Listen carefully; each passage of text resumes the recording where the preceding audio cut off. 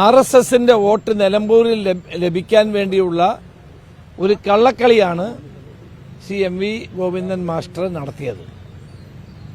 RSSും കേരളത്തിലെ BJP നേതൃത്വവുമായി കഴിഞ്ഞ കുറെ കാലമായി തന്നെ ഇവർക്ക് ബന്ധമുള്ളതാണ്.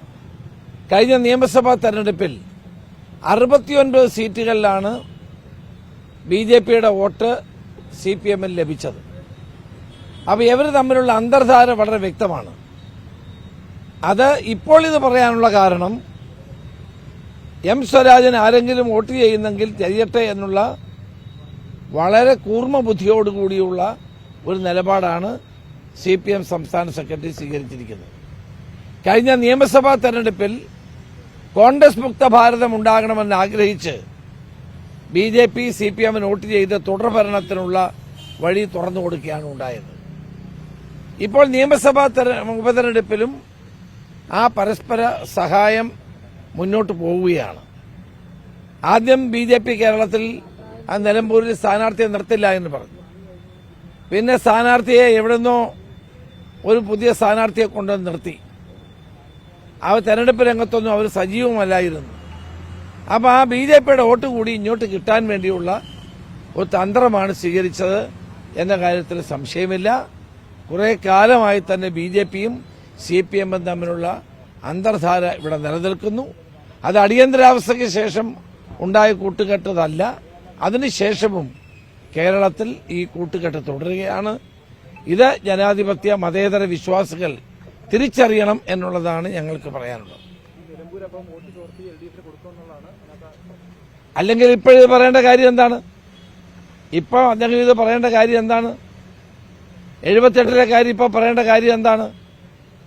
അത് CPMും BJPയും തമ്മിലുള്ള അന്തർധാര കേരളത്തിൽ കഴിഞ്ഞ കുറെ കാലമായി, കഴിഞ്ഞ നിയമസഭാ തെരഞ്ഞെടുപ്പ് കാലം മുതൽ നടക്കുന്നതാണ്. അതിന്റെ ഭാഗമാണ് ഇപ്പോൾ അദ്ദേഹത്തിന്റെ ഈ പ്രസ്താവന. 69 അതിന്റെ മുഴുവൻ വിശദാംശങ്ങൾ ഞാൻ ആ സമയത്ത് തന്നെ പുറത്തുവിട്ടതാണ്. നിങ്ങൾക്ക് വേണമെങ്കിൽ അതിന്റെ ഡീറ്റെയിൽസ് ഞാൻ തരാം. ഇപ്പൊ എന്റെ കയ്യിലില്ല, ഞാൻ ഡീറ്റെയിൽസ് തരാം. തീർച്ചയായിട്ടും കോൺഗ്രസിനെ പരാജയപ്പെടുത്താനുള്ളതാണ്. കോൺഗ്രസ് മുക്ത ഭാരതമാണ് BJPയുടെ ലക്ഷ്യം. അത് യാഥാർത്ഥ്യമാക്കാൻ വേണ്ടി കേരളത്തിൽ CPMനെ സഹായിക്കുക എന്നുള്ളത് BJPയുടെ ഒരു നയമാണ്. ആ നയമാണ് കഴിഞ്ഞ നിയമസഭാ തെരഞ്ഞെടുപ്പിൽ ഉണ്ടായത്. ഇപ്പോൾ നിലമ്പൂർ തെരഞ്ഞെടുപ്പിലും അത് ഉണ്ടാകുമോ എന്നുള്ള സംശയം ജനങ്ങൾക്കുണ്ട്. ഏതായാലും MV ഗോവിന്ദൻ മാസ്റ്ററുടെ ഇന്നലത്തെ സ്റ്റേറ്റ്മെന്റോടുകൂടി ആ സംശയം ആളുകൾക്ക് മാറിക്കിട്ടും.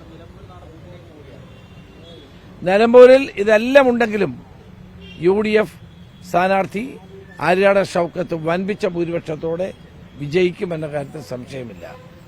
എല്ലാ ഇടതുപക്ഷ മുന്നണിയുടെ എല്ലാ കള്ളപ്രചരണങ്ങളെയും അതിജീവിച്ചുകൊണ്ട് ജനങ്ങൾ ഈ സർക്കാരിനെതിരായ ജനവികാരം ഈ തെരഞ്ഞെടുപ്പിൽ പ്രതിഫലിക്കും. നിലമ്പൂരിലെ ജനങ്ങൾ ഈ സർക്കാരിനെ ശരിക്ക് വിചാരണ ചെയ്യുന്ന തെരഞ്ഞെടുപ്പ് തന്നെയായിരിക്കും ഇത് എന്നുള്ളതാണ് ഞങ്ങളുടെ വിലയിരുത്തൽ.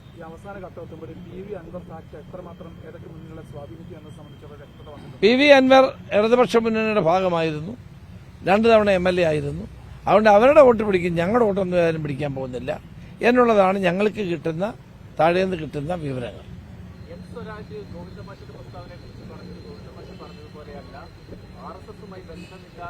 ജനതാ പാർട്ടിയുമായിരുന്നു ബന്ധം. പക്ഷെ അതിനുശേഷം കോൺഗ്രസ് ആണ് ജനതാ പാർട്ടിയുമായി ബന്ധമുണ്ടായിരുന്നത്. ഏതായാലും M സ്വരാജ് MV ഗോവിന്ദനേക്കാൾ വളർന്നിട്ടില്ലല്ലോ. M സ്വരാജ് ഗോവിന്ദൻ മാഷേക്കാൾ വളർന്നിട്ടില്ലല്ലോ. ഗോവിന്ദൻ മാഷാണല്ലോ party secretary. Swaraj party secretary ആകുമ്പോൾ പറഞ്ഞാൽ മതി. ഇതൊന്നും ആരും മനസ്സിലാക്കാതിരിക്കുന്നൊന്നുമില്ല. എല്ലാവർക്കും കാര്യങ്ങൾ അറിയാം. 78ലെ അടിയന്തരാവസ്ഥയ്ക്ക് ശേഷം ഉണ്ടാക്കിയ കൂട്ടുകെട്ടും അത് പിണറായി വിജയൻ കൂത്തുപറമ്പ് നിന്നപ്പോൾ 5000 വോട്ടിനാണ് ജയിച്ചത്.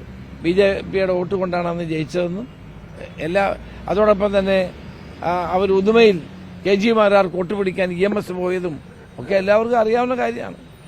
അതിപ്പോൾ സ്വരാജ് ഞങ്ങളെ പഠിപ്പിക്കണ്ട, ജനങ്ങളെയും പഠിപ്പിക്കണ്ട. ഗോവിന്ദൻ മാഷ് പറഞ്ഞത്, അദ്ദേഹം പറഞ്ഞത് ഒരു വലിയ രാഷ്ട്രീയമായ ഒരടവാണ് അത് ഇന്ന് തെരഞ്ഞെടുപ്പിന് മുമ്പ് ഇത് പറഞ്ഞിട്ടുള്ളത്. EMS തന്നെ പറഞ്ഞിട്ടുണ്ട്, RSSുമായിട്ട് ഒരു ബന്ധമില്ല എന്ന് പറഞ്ഞിട്ടുണ്ട്. EMSന് വേണ്ടിയിട്ട് EMSനെതിരെ വോട്ട് പിടിക്കാനായിട്ട് കോൺഗ്രസും RSSും ചേർന്ന് പ്രവർത്തിച്ചിട്ടുണ്ട് എന്നൊരു ആരോപണം കൂടി ഇപ്പോൾ ഗോവിന്ദൻ മാഷ് ഉന്നയിക്കുന്നുണ്ട്. RSSന്റെ കൂട്ടുകെട്ടുള്ളത് കൊണ്ടല്ലേ EMS ഉദുമയിൽ പോയി KG മാരാർക്ക് വേണ്ടി പ്രസംഗിച്ചത്? അല്ലെ പിന്നെ എന്തിനാണെന്ന് അന്ന് പോയി പ്രസംഗിച്ചത്? അന്ന് RSSും ജനതാ പാർട്ടിയും ചേർന്ന ആ മഹാസഖ്യം ഇന്ദിരാഗാന്ധിയെ പരാജയപ്പെടുത്താൻ ഉണ്ടാക്കിയപ്പോൾ കേരളത്തിന് അതിന്റെ മുന്നിൽ നിന്ന ആളല്ലേ EMS, CPM നേതൃത്വം. ഇതൊക്കെ ചരിത്രമല്ലേ? ആ ചരിത്ര വസ്തുതകളെ ആർക്ക് വിചാരിച്ചാലും മറച്ചു പിടിക്കാൻ കഴിയില്ല. എന്നും കോൺഗ്രസിനെ പരാജയപ്പെടുത്താൻ ഇവർ തമ്മിലുള്ള ഒരു ഐക്യം നിലനിന്നിരുന്നു എന്നുള്ളത് വസ്തുതയാണ്. ഇപ്പോഴും അത് നിലനിൽക്കുകയാണ്.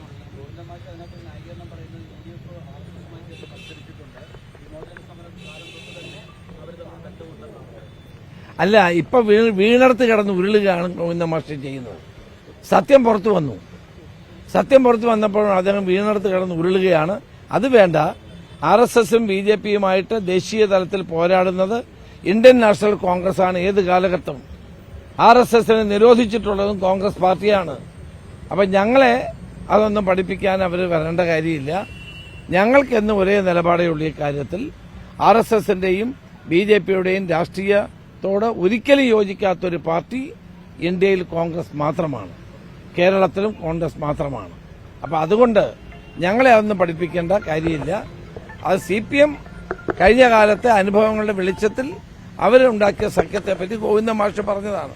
ഇപ്പൊ അത് തിരുത്തി പറഞ്ഞാലും ജനങ്ങൾക്ക് വസ്തുത മനസ്സിലാവും.